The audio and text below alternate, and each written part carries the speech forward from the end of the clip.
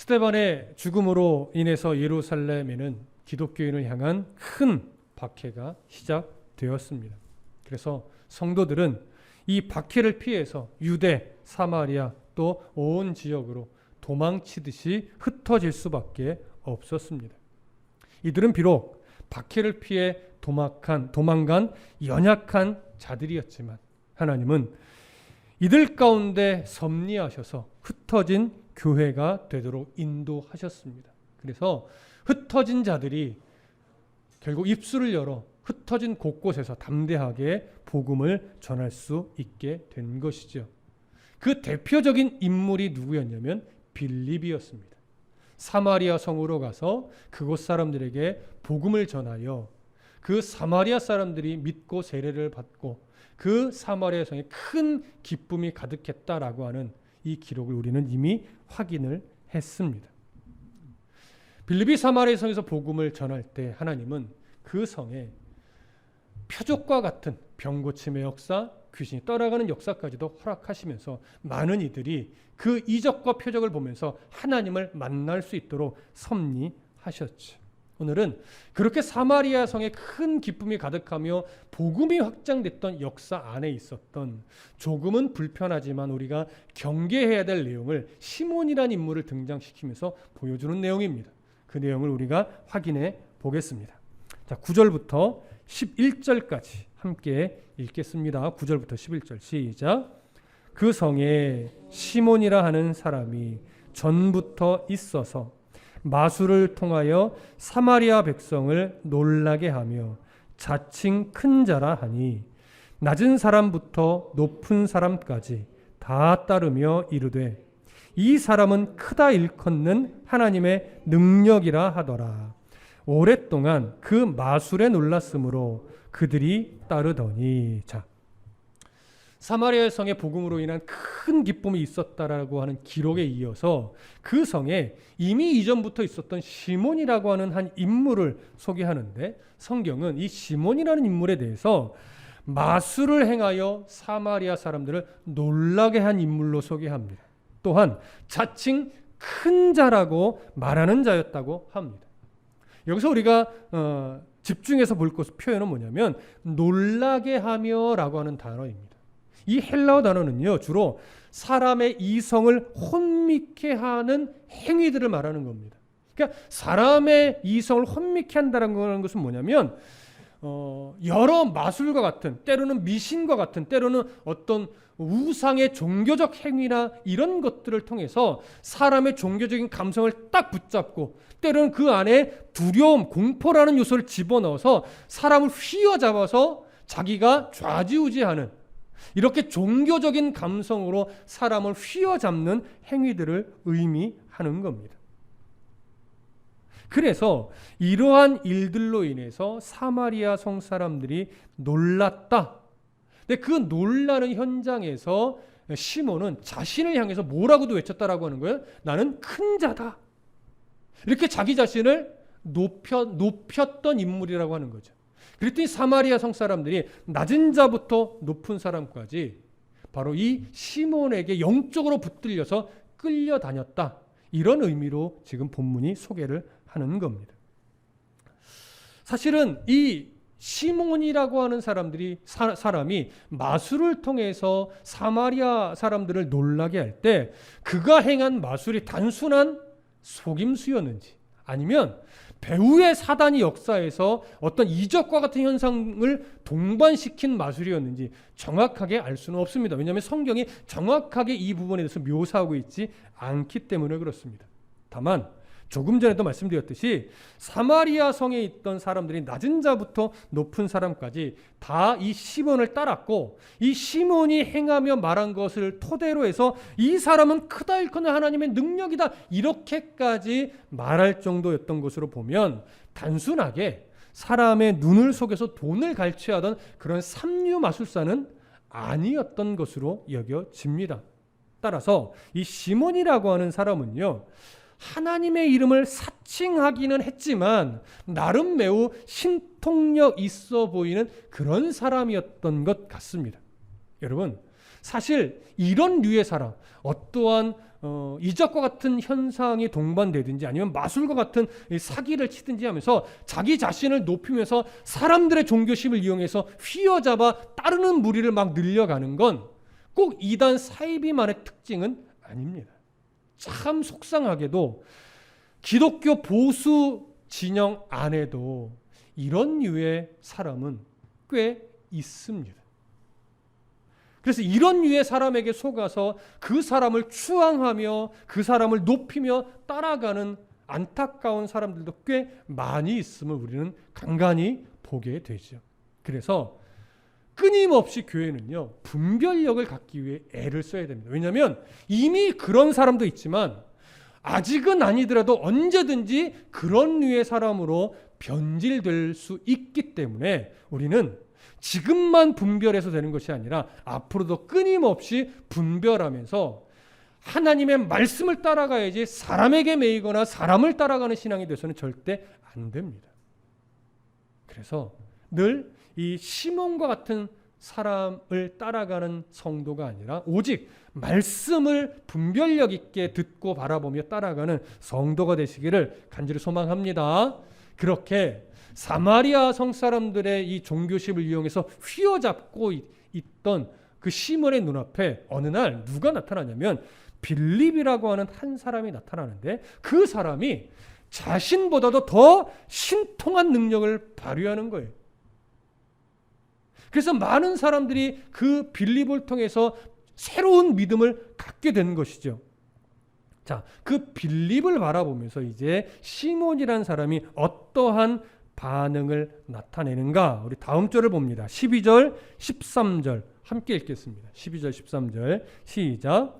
빌립이 하나님 나라와 및 예수 그리스도의 이름에 관하여 전도함을 그들이 믿고 남녀가 다 세례를 받으니 시몬도 믿고 세례를 받은 후에 전심으로 빌립을 따라다니며 그 나타나는 표적과 큰 능력을 보고 놀라니라. 자, 사마리아 성에 어느 날 빌립이라고 하는 사람이 딱 등장을 하더니 복음을 전했어요.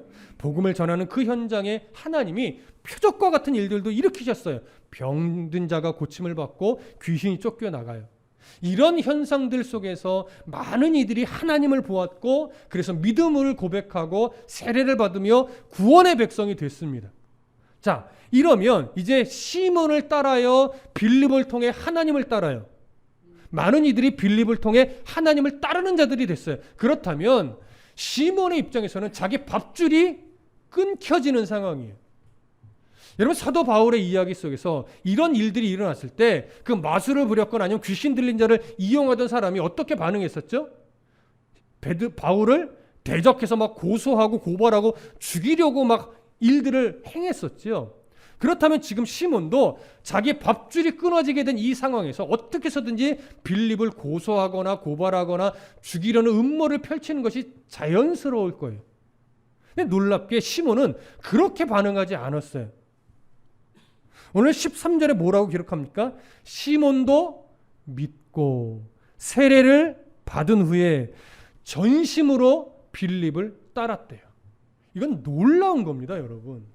사람의 종교심을 이용해서 자기가 높아지고 자기가 휘어잡고 있었는데 어느 날 빌립에게 다 뺏긴 거예요, 말하자면. 근데 이것을 시기와 질투로 대적하지 않고 오히려 시몬도 믿음을 고백하고 세례를 받고 빌립을 전심으로 따라다녔어요. 여러분, 전심으로 따라다니는 게 뭐예요? 그냥 뒤쫓아 다녔다는 걸까요?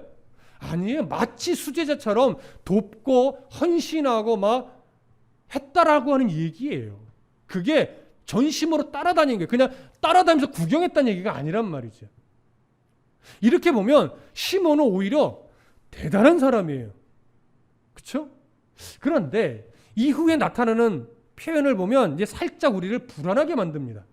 자, 왜 불안한가 한번 살펴볼게요. 13절 끝머리에 이렇게 나타나죠. 그 나타나는 표적과 큰 능력을 보고 놀라니라. 자, 여기 보시면 그 시몬이 빌립이 복음을 전하며 그 현장에 일어나는 하나님께서 일으켜주시는 표적들, 이런 것들을 보고 놀랐대요. 자, 이거 이렇게만 보면 큰 문제가 없어 보이지만 사실은 시몬이 일으켰던 마술을 보고 누가 놀랐었죠? 사마리아 사람들이 놀라서 따랐었어요. 근데 지금은 빌립을 통해 일어나는 일들을 보고 시몬이 오히려 놀라고 있어요. 그러면서 빌립을 따라다니는데 여기 보고라고 번역된 헬라어 단어가 갖고 있는 의미는요, 구경하다라고 하는 의미예요. 그래서 구경꾼이라고 하는 의미로도 번역할 수 있는 단어입니다. 그럼 생각해 보세요. 지금 시몬은요, 빌립을 통해 복음을 수용하고 믿음으로 세례를 받고 전심으로 빌립을 따라다니면서 막 돕고 있어요. 근데 그러면서 보니까 가까이서 계속해서 뭘 봐요? 빌립을 통해 일어나는 여러 이적과 기사들을 보는 거예요. 그러면 그 이적과 기사들을 눈으로 목도할 때에 야, 하나님이 왜 이런 일들을 일으키시는가? 이게 복음의 능력이고 하나님의 나라를 드러내는 어떤 모습이다, 증거다. 이렇게 하면서 믿음이 고양돼야 되는데 시몬은요, 오히려 그 일어나는 현상, 기적과 같은 현상에만 집중하고 있는 거예요. 그 본질을 보지 못하는 거예요. 그런 의미를 살며시 담아놓은 거예요. 그래서 지금 이제 이 시몬이 야, 대단하다. 어떻게 대적하지 않고 거기서 믿고 세례를 받을 수 있을까? 이런 놀라움과 함께 살며시 이제 불안해지게 되는 거예요. 현상에 집중하고 있는 시몬의 모습이 여기서 드러나기 때문에. 그래서 어떤 학자들은 지금 시몬은 빌립을 따라다닐 때 믿음으로 따라다니는 것이 아니라 종교적 구경꾼으로 따라다니고 있는 것이다. 이렇게 이야기를 하면서 그의 믿음이 과연 진실한 믿음일까? 거짓 믿음이 아니냐? 이렇게도 주장을 합니다. 그래서 두 가지로 갈라지는데 만일 시몬이 지금 믿고 세례를 받고 빌립을 따라다니는 이 믿음이 진실한 믿음이었다면 아마도 지금 이 시몬의 믿음은 아직 미성숙한 믿음, 현상에만 많이 치우친 미성숙한 믿음이라고 말할 수 있어요. 그런데 반면에 지금 이 시몬이 믿고 세례를 받았다라는 이 표현이 진실한 믿음이 아니라 거짓 믿음이었다면 그는 거짓 신자인 거죠. 무슨 의미인지 아십니까? 지금 이 상황에서는 아직 시몬의 믿음이 좀 미성숙한 믿음인지 아니면 거짓 믿음인지 판단하기 좀 어렵습니다. 그래서 아직 섣불리 판단하지 마시고 조금 더 본문을 살펴보시면서 여러분 나름대로 한번 시몬의 믿음에 대해서 한번 판단해 보시기를 부탁드립니다. 자, 다음 구절을 볼까요? 14절부터 17절까지 함께 읽겠습니다. 시작. 예루살렘에 있는 사도들이 사마리아도 하나님의 말씀을 받았다 함을 듣고 베드로와 요한을 보내매 그들이 내려가서 그들을 위하여 성령 받기를 기도하니 이는 아직 한 사람에게도 성령 내리신 일이 없고 오직 주 예수의 이름으로 세례만 받을 뿐이더라. 이에 두 사도가 그들에게 안수하며 성령을 받는지라. 자, 예루살렘에 있던 사도들에게 아주 놀라운 소식 하나가 들려오는데 바로 사마리아에 있는 사람들이 예수를 믿고 세례를 받았다라고 하는 소식이 들려온 거예요. 여러분, 예루살렘에 있는 사도들에게 있어서 이 소식은 매우 놀라운 소식일까요? 그리 놀랍지 않은 소식일까요? 매우 놀라운 소식이에요. 왜냐하면 이전 시간에 살펴봤듯이 유대인에게 있어 특히 예루살렘 성에 있는 유대인들에게 있어서 사마리아 성 사람들은요, 혼혈화된 사람들로서 이방인처럼 무시하고 경멸의 대상이었단 말이에요.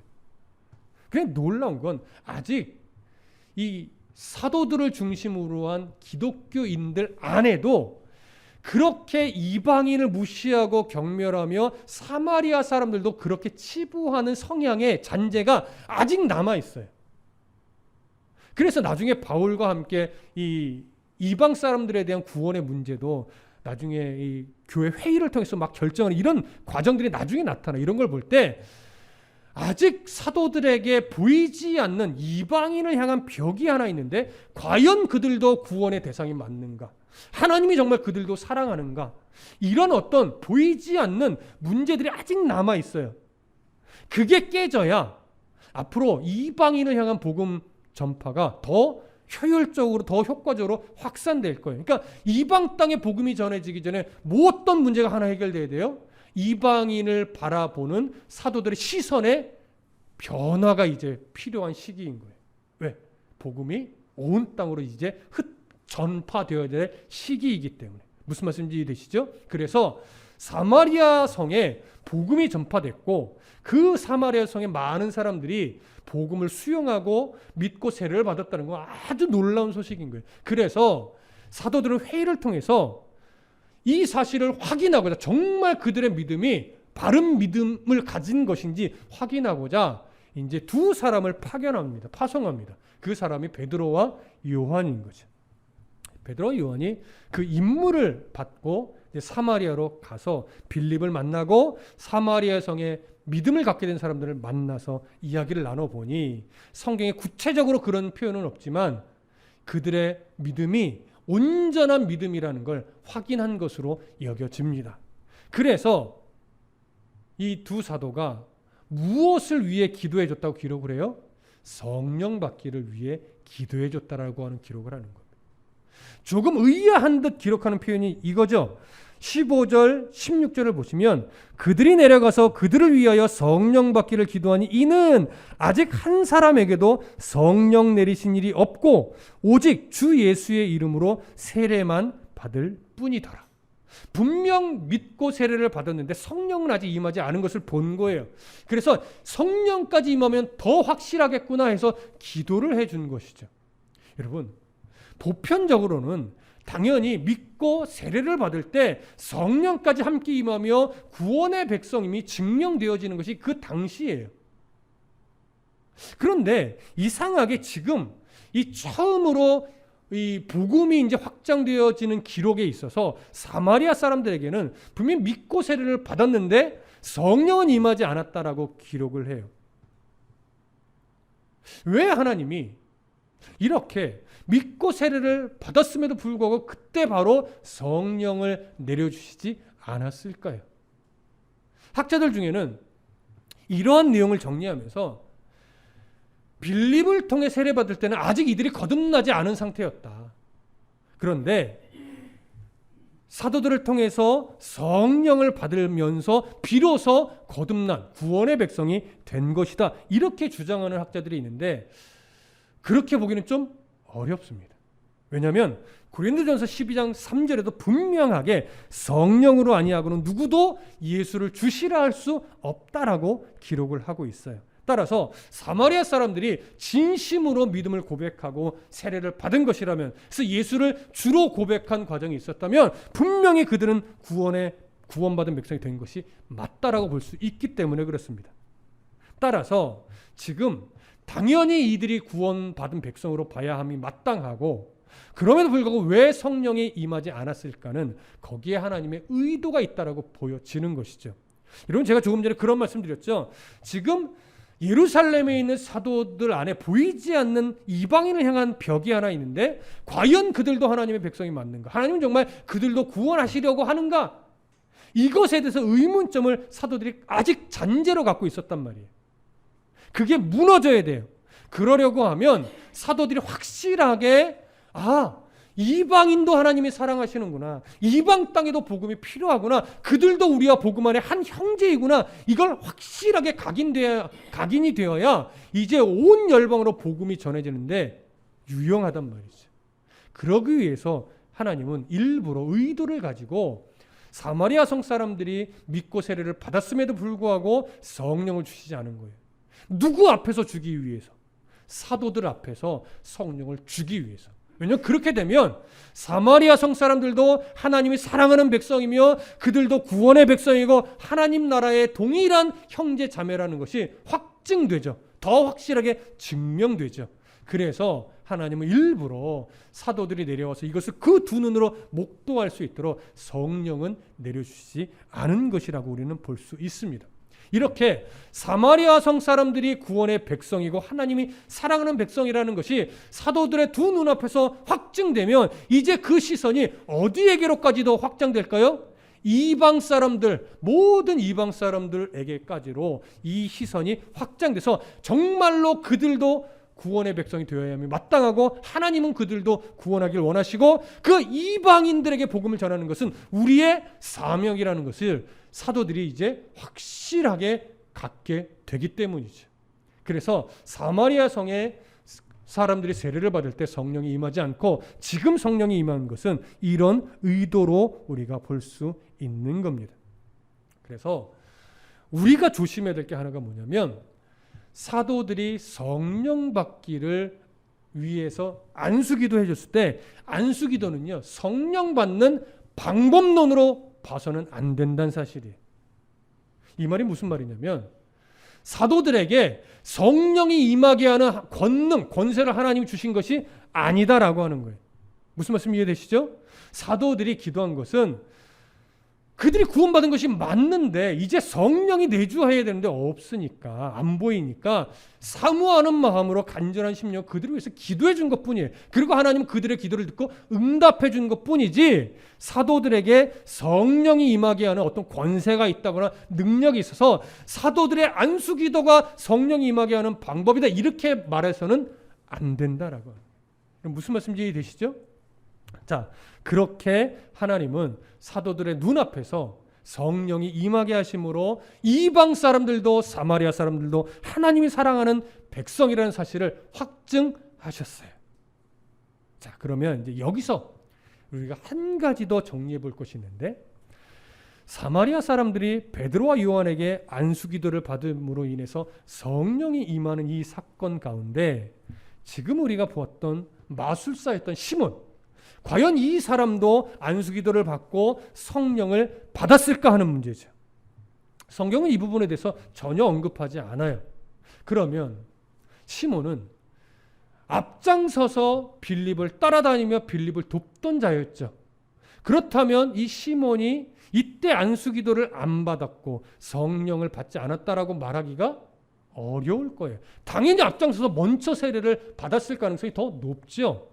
그러니 시몬도 이때 성령을 받았을 것이고 많은 이들이 사도들의 안수기도를 통해 성령 받는 걸 두 눈으로 목도했을 겁니다.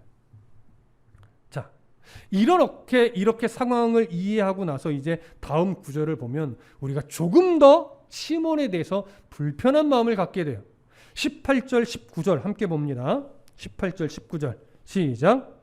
시몬이 사도들의 안수로 성령 받는 것을 보고 돈을 들여 이르되 이 권능을 내게도 주어 누구든지 내가 안수하는 사람은 성령을 받게 하여 주소서 하니. 자, 시몬이 안수기도를 통해 성령을 임하게 하는 두 사도의 행위를 보고 나서 그들에게 돈을 드리면서 성령을 받게 하는 안수 능력을 사려고 했지.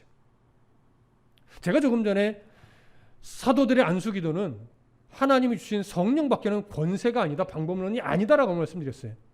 그런데 지금 시몬은 그렇게 본 거예요.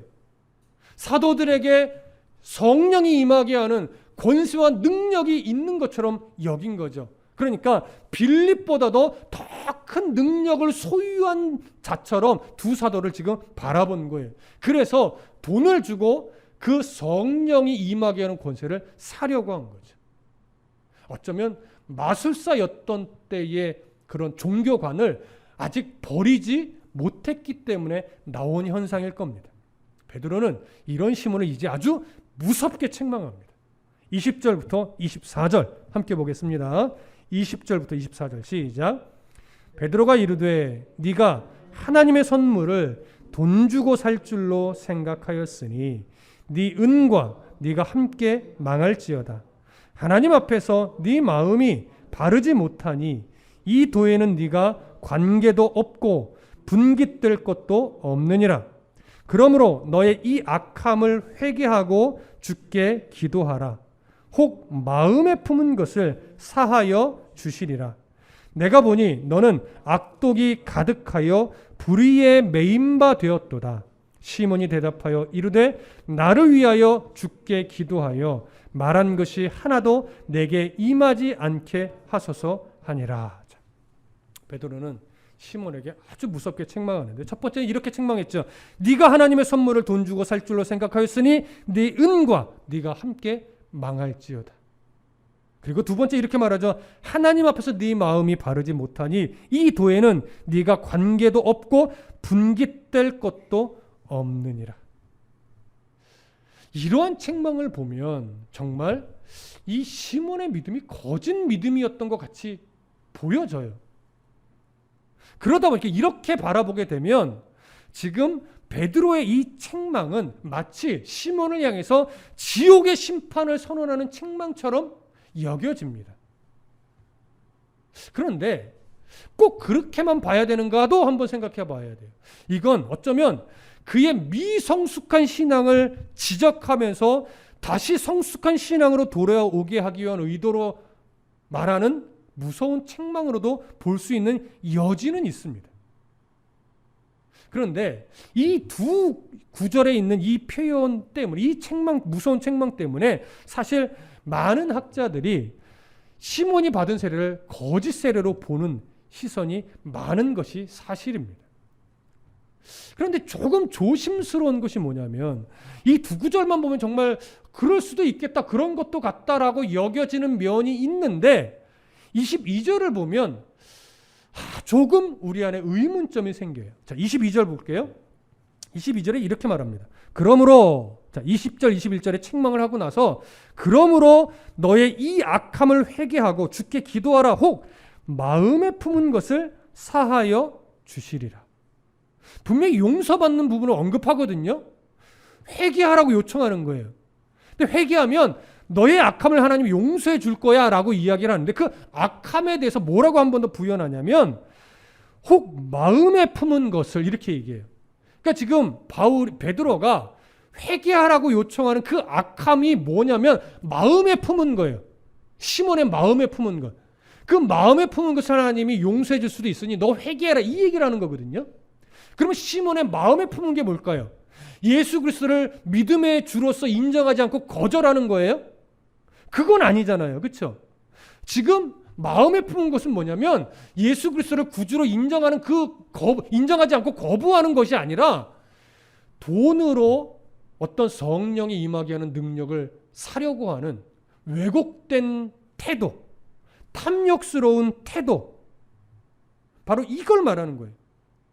이걸 네가 바르게 이게 잘못된 것을 인정하고 회개해라. 그러면 그러한 태도로 인해서 하나님이 이 베드로가 책망했던 이런 책망을 내리지 않고 용서해 줄 수도 있을 거야. 이 얘기를 하는 거란 말이에요. 그러니까 지금 본문 어디에도 시몬이 예수 그리스도를 부정하거나 예수님을 바르게 믿지 않았다거나 그의 신앙 자체를 부정하는 내용은 없어요. 오로지 하나예요. 그가 분명히 빌립의 복음을 듣고 믿고 세례를 받았고 전심으로 빌립을 따르며 섬겼어요. 헌신했어요.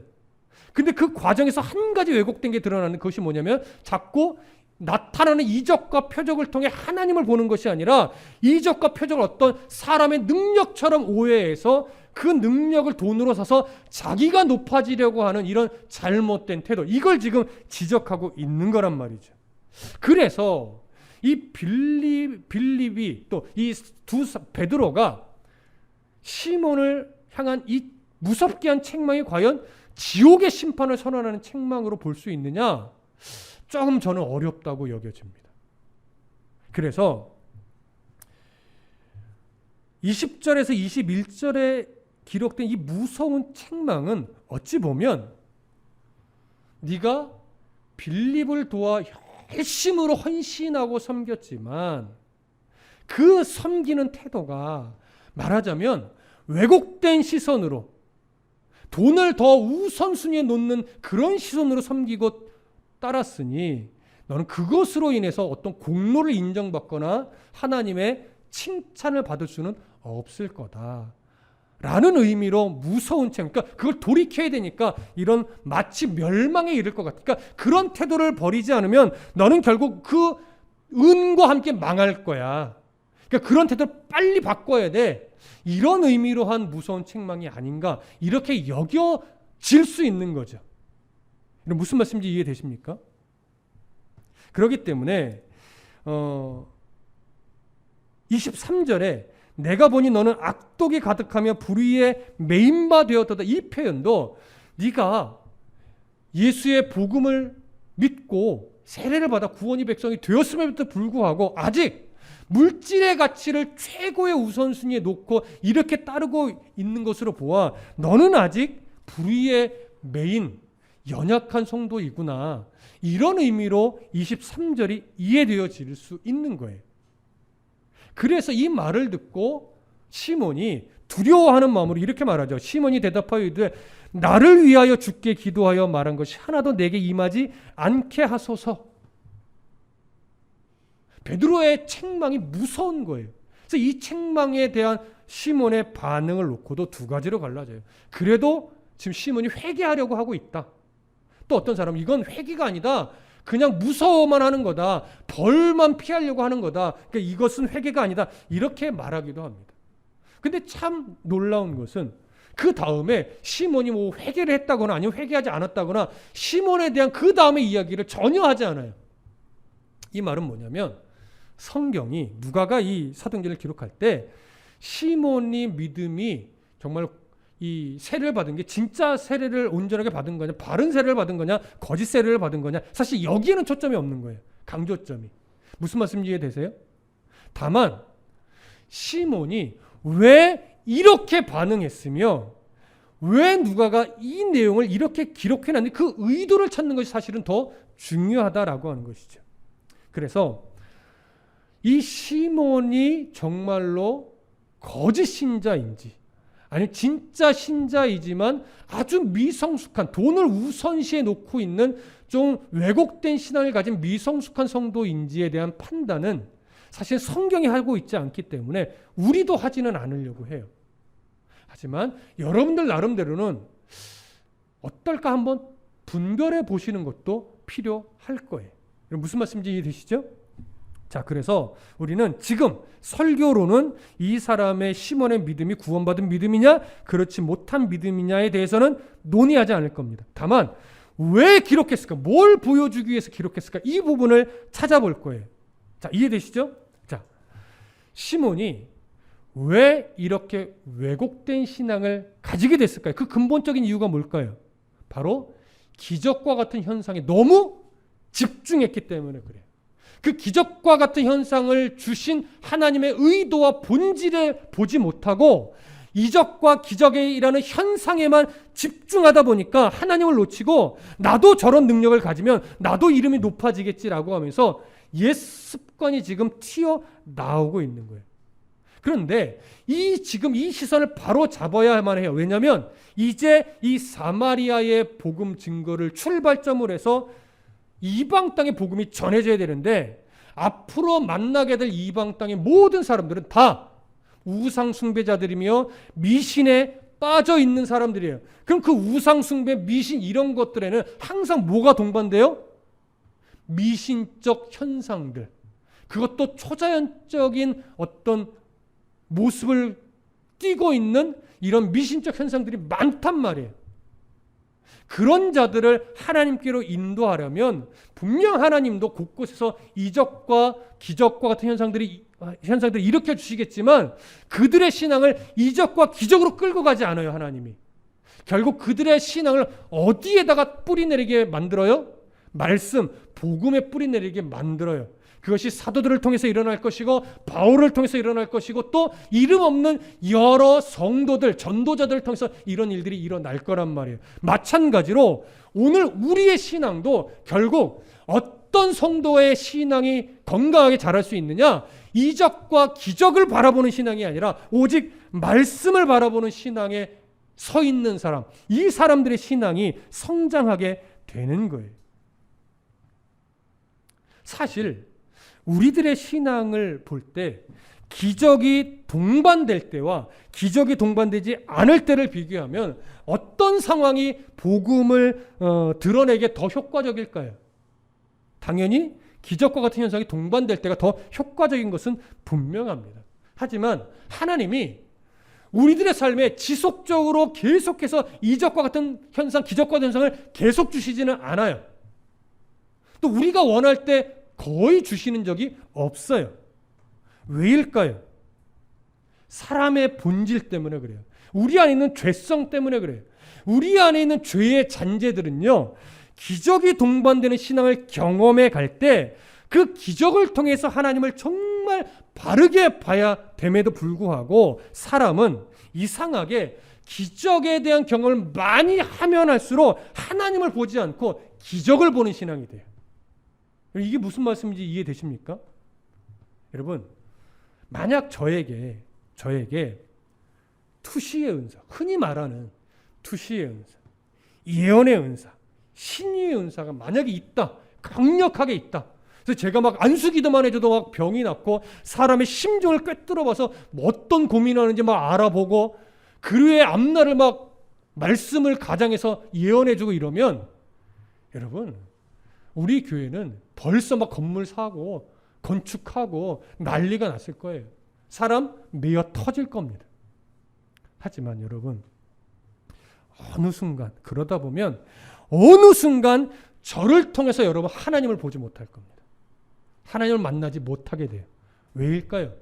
문제만 생기면 하나님 앞에 엎드려야 될 성도들이 이제는 문제만 생기면 하나님을 찾지 않고 누구를 찾아요? 저를 찾아와요. 조금만 아프면 약을 사 먹고 기도하면 되는데, 그리고 하나님 앞에 서면 되는데 누구를 찾아와요? 저를 찾아와요. 뭔가 앞날에 궁금한 일만 있으면 그것에 대한 이야기를 들으려고 누굴 찾아와요? 저를 찾아와요. 점차 다드림교회는 하나님이 없고 저만 있는 교회가 되어요. 무슨 말씀 이해되십니까? 하나님이 없는 기독교는요, 결국 기독교적 미신으로 포장된 교회일 수밖에 없어요. 여러분, 누가복음 16장 19절부터 31절에 부자와 나사로의 이야기가 있습니다. 잘 아실 거예요. 지옥에 간 부자가 아브라함에게 이렇게 묻습니다. 나사로를 아버지 집에 보내셔서 형제들이 지옥에 오지 않도록 증거해 주십시오. 그때 아브라함이 뭐라고 대답해요? 그곳에 모세와 같은 선지자가 이미 있다. 그들이 복음을 전할 거다, 말을 전할 거다, 이렇게 이야기를 해요. 그랬더니 그 부자가 이렇게 말합니다. 아닙니다. 죽은 자가 가서 말하면 그들이 더 잘 들을 겁니다. 그랬더니 아브라함이 이렇게 말하죠. 모세와 같은 선지자의 말을 듣지 않는다면 죽은 자 가운데서 살아난 자가 있을지라도 그들은 권함을 받지 않을 거다. 이렇게 말합니다. 기적이 우리의 신앙을 깊게 할 것 같지만 절대 그렇지 않습니다. 오직 하나님의 말씀만이 우리의 신앙을 견고하게 할 수 있고 깊고 넓게 할 수 있습니다. 여러분, 진짜 기적적인 신앙이 뭐냐? 현상이 일어나는 게 아니에요. 우리의 일상에 기적과 같은 현상이 일어나지 않음에도 불구하고 하나님을 향한 믿음이 흔들리지 않는 우리의 믿음, 말씀과 동행하며 늘 변함없이 살아가는 우리들의 모습이 기적이에요, 여러분. 제가 알고 있는 선에서 제 눈에 보이는 또 온라인에서 예배하는 성도들의 대부분은 일상 속에서 기적과 같은 현상이 거의 없는 성도들이에요. 뭐 다드림교회 목사가 방언도 할 줄 모르니 말 다 했죠. 근데 여러분, 우리가 말씀과 씨름하며 살아갈 때 저는 여러분들을 보면서 오직 하나님 말씀을 의지해서 하나님을 놓치지 않고 정말 성도답게 일상을 살아내려고 치열하게 몸부림치는 이야기를 듣거든요. 저는 그게 기적이라고 봅니다. 말이 안 돼요, 여러분.